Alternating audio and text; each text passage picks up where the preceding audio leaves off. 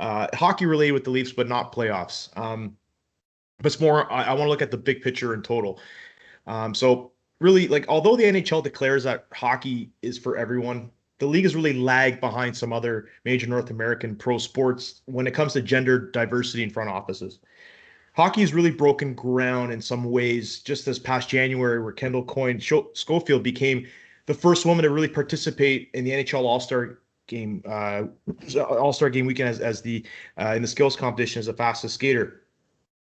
And it's really bringing more female players to the fold. So, and for people that don't know, hockey is really the fastest growing sport in America, in the world, actually. Over 200,000 females are now picking up the sport.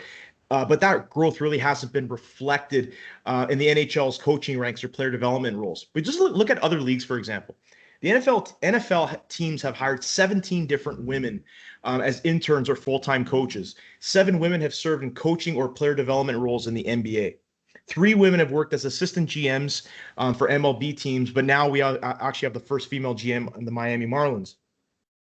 But as of last summer, the total number of women working at NHL front offices among the league's 31 teams is 4 total.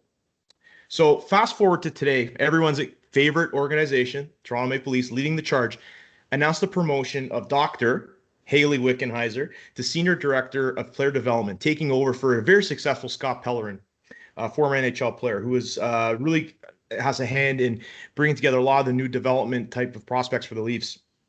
But not just that, they also hired Danielle Goyette as the Director of Player Development, which was Hayley Wickenheiser's role beforehand, both members of the Hockey Hall of Fame. The Leafs have now 5 women alone in executive or development roles. It helps that Kyle Dubas, the NHL's second youngest general manager, tends to look at things differently. And he says by diversifying makes good business sense. Research shows that more diversity in your organization is the better decision making you and your operation has in general. This also involves the hiring of Mark Frazier as a diversity ambassador. On the recent news of the Leafs helping out the Marlies with their wages from Jason Spezza's idea, here's just another example of the class and leadership that makes the Leafs the premier organization in the NHL. Say what you want about his GM style, his trades, his signings, Kyle Dubas has proved that the Leafs have become progressive and are changing the mold of inclusion.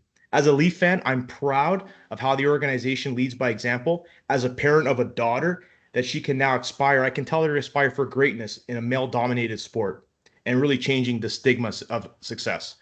For all I say, Kyle, thank you, and go Leafs go.